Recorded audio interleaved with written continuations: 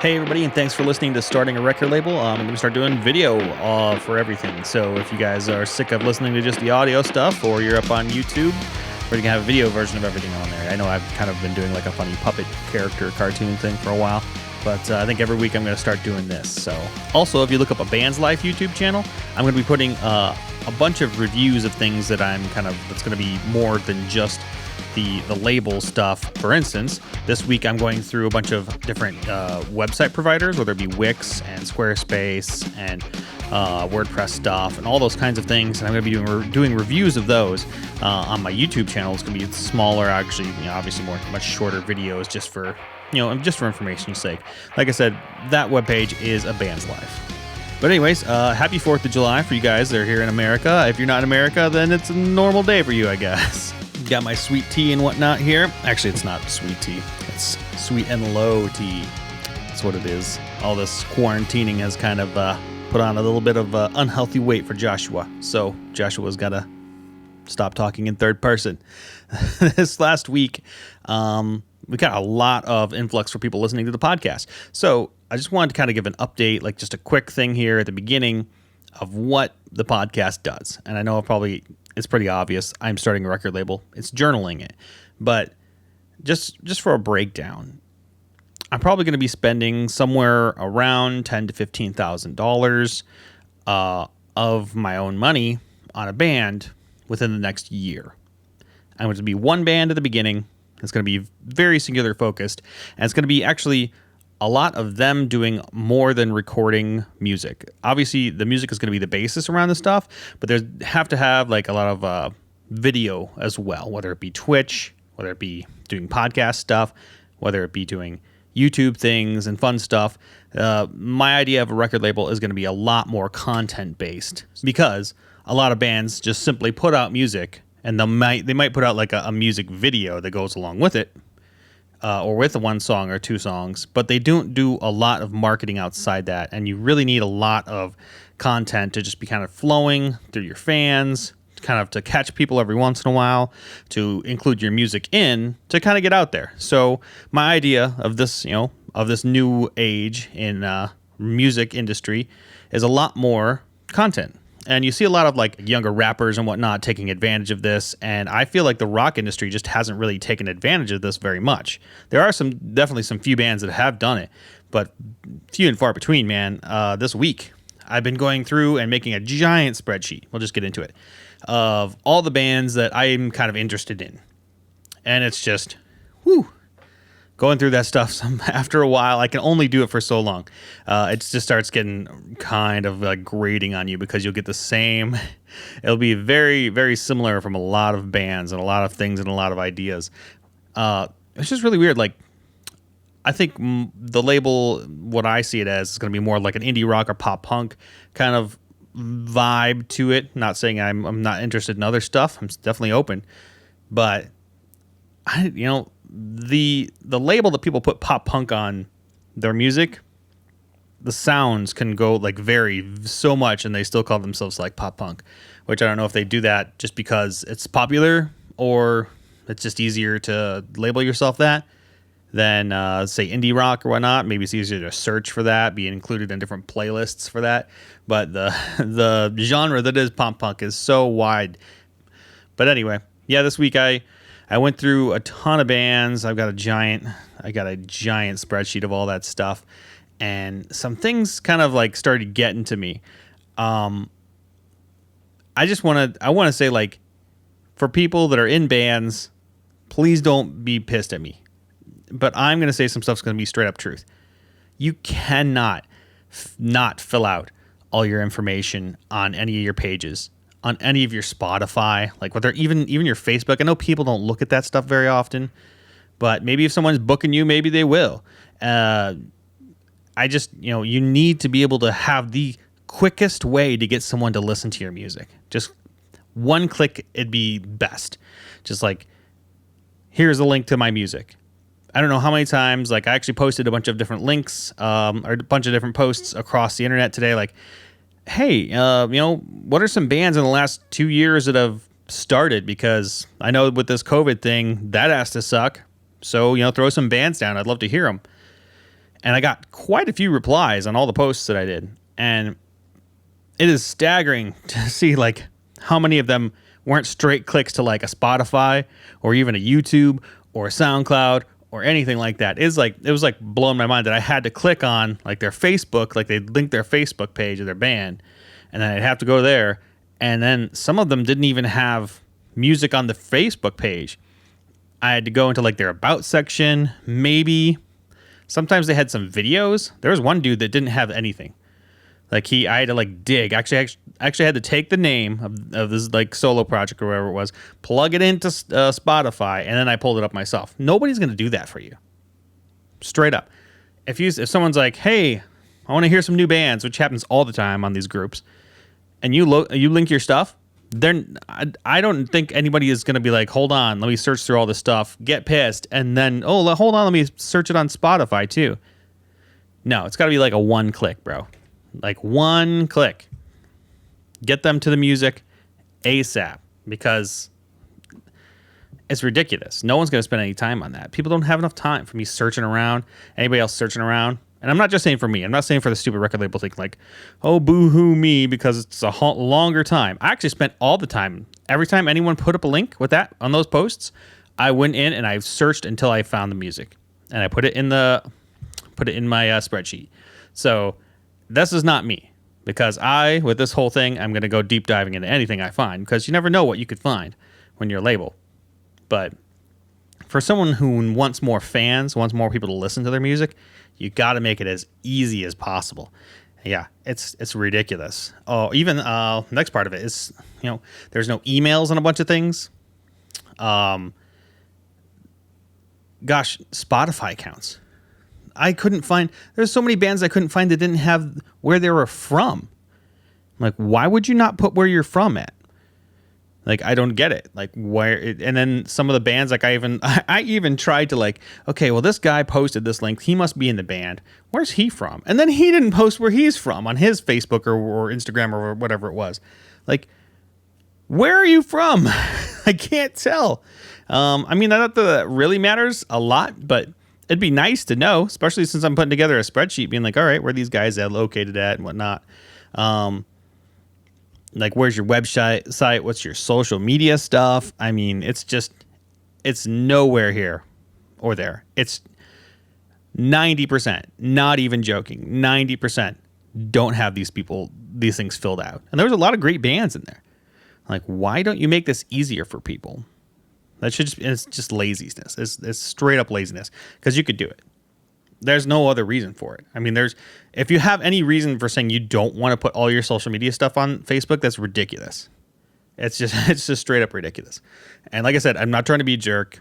I'm sorry, but that's real. Like, I just can't say like anybody coming through, booking agent, no matter what, they need to be able to find your crap, bro. Just need to be able to find it. So anyway, I'll get off that point. Here's another thing that I saw when I was looking through bands. There were some great bands that had so much fake likes and fake engagement within the last couple of years. That stuff, when you get into marketing, Facebook marketing, or any kind of marketing that's digital marketing, that's going to screw you so hard. Do not get any kind of fake engagement, and it's brutally obvious. There's no one commenting on your Facebook, no one liking or anything on your Instagram, no one doing anything on your YouTube or your Spotify even, because you can get plays now. Spotify is probably the worst, because you're going to get like, oh, look, 100,000 plays. Wow, that's great. How many monthly listeners? 2. No, that's not happening. It's obvious that you don't have these people listening to your stuff. And it shows you like where and what cities these people are listening to, and it's showing like none. It's obvious. It's ridiculous. Don't do that crap. And while I was doing it, I was like, you know what? At the beginning, I was like, I'm going to be a little bit scared here, being like a producer, recording engineer. I know how easy it is to get your hands on some software that doesn't sound too bad, especially if you deep dive into it. You can figure out probably how to get a decent-ish sound out of this stuff with relative ease. And I was worried, maybe someone's not going to want a producer. Maybe someone's not going to want an engineer. Maybe that stuff's going by the wayside with all these isotope automatic EQs or whatever it is. But what I found was no. There's so many bad recordings, but the good thing about bad recordings is when you're a producer, you can see through that crap and you go, oh yeah, I can polish this stuff up. This sounds great. He's just, bad microphone, bad room, bad take, bad whatever, and bad recording software, bad techniques, whatever it is. You can see through that stuff and see the idea. So that's kind of nice still. So you can still see the diamond in the rough, But yeah.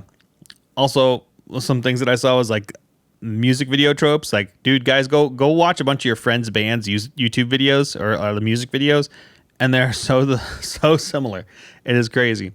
Not that they're not somewhat cool, but it's always like a shaky camera, like half-hearted guys kind of like playing their music, and then there's like like cut scenes with like a girl doing something sad to a boy. It's pretty crazy. It's kind of become like a punk rock trope here, but it's still pretty fun. But anyway, to get back to the whole, what am I gonna, what can I offer a band kind of deal in a short sell? You can go back to, what episode is that? That is episode 4. Dang, way back. For those who are brand new, go back to episode 4. And basically, I lay out everything that I want to offer a band, whether it be actual, money going towards recordings or digital distribution or marketing or advertising, blah, blah, blah.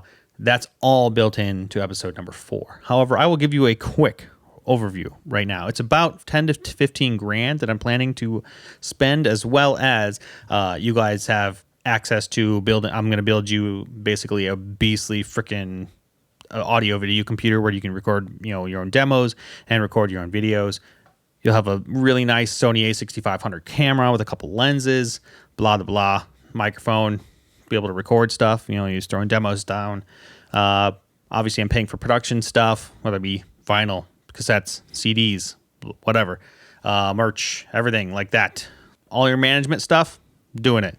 Daily tasks, emails, collaborations, sponsorships, tours, all those meet and greets, events, all that stuff. Again, episode 4, check it out. Marketing, basically cultivate relationships, which is what I'm partially doing right now. YouTube strategies, physical release strategies, TikTok strategies. Heck, I mean, don't think that's weird, man. People are doing really amazing stuff with music on TikTok right now. So, Twitch, podcast, mailing lists, sales funnels, marketing, all that kind of stuff. Streaming, all that kind of stuff, taking care of it all. So, just FYI. Again, episode 4, it'll show you pretty much everything that I plan on be doing. And also, like, whatever artists that we're choosing and listening to, probably walking through, seeing if we're interested in working together or not. We'll definitely go through and talk through each and every single one of these things before we sign a contract, obviously. But, yeah. Again, episode 4. I don't know how many times I've said it now. Gosh. It's going to be kind of like a part band manager, part producer, engineer, mixer, hugely into music marketing, which if you are interested in that, I'm going to be interviewing Corinne from Indiepreneur this week. It's going to be great. That place is just great for young bands and artists who really, really want to get into marketing music. It is super deep dive though. So you're going to have the guts to actually go through it. Because if not, it's not something that's so simple that you're just going to be able to click and it's done. Okay. That's one of the things that I'm going to be involved in, is helping you guys with digital distribution, digital marketing, which I seem to be doing really well with this channel. I know that, like, it's really weird. You'll see some of these digital marketers or people that are marketing be like, I'll be able to help your band or your artist. And you're like, well, let me see your profile. Why isn't your profile nice and big or whatever? And you're like, oh, but that's a little bit harder to do when you're just a no one and you don't have something to push, like whether it be music or a video or whatever it is. So I've actually been pushing this podcast partially as in trying to show, hey, this is what I can do with your band or whatnot. So this podcast, we've been doing digital marketing for the last month and a half, and it went from it might be almost 2 months now. It went from, not very many followers to crushing it this week. So it's great. Yeah. So again, Indiepreneur, listen next week. There'll be episode 22, I believe. So basically, the short end of it is I give you a bunch of stuff, like physical stuff, whether it be like, the computer with a really nice camera and some other things, teach you guys how to use it, help you guys do a lot of the stuff, whether it be video editing or recording and producing your music, releasing stuff weekly, daily if you need to. all that kind of stuff, social media social media aspect of it, a ton of content creation. So this week, yeah, it's basically just a breakdown of what I'm providing for the guy for newbies, for new guys. If you guys want more information about what I want to provide, go back to episode 4. Obviously, things are going to be changing. Hopefully, I'm actually going to start contacting some of these artists soon, so we can set up some meetings and see if they're interested. And if they're interested, we're going to be doing the meetings, on the podcast. So, take a listen. That'd be great. Also, if you guys are interested, go to nottodayrobot.com. That's the name of the label, Not Today Robot. And go ahead and put in your information, and it'll send it off to me, and I'll take a listen. Also, please subscribe, whether it be on YouTube or on Spotify or on Apple Podcasts, Overcast, whatever you're listening on. I have Podbean and Pocket Casts. Gosh, there's so many of those things. But please subscribe on one of them, because it goes a long way to helping this podcast. Unless I'm actually doing paid for advertising, there's no built-in advertising like YouTube has. There's no, hey, suggestion box for here's a new podcast on Spotify. There's none of that stuff. So if you guys could do me a favor, please hit subscribe on those things and get back with me. Let me know how you like it. You could review it on Apple Podcasts, Podbean, and gosh, you could probably review it everywhere. YouTube, whatever it is. Send me an email. I don't care. I don't give a crap. But thanks for listening, guys. Like I said, tune in next week. We're going to have Corinne from Indiepreneur on, and it'll be a good time. Peace.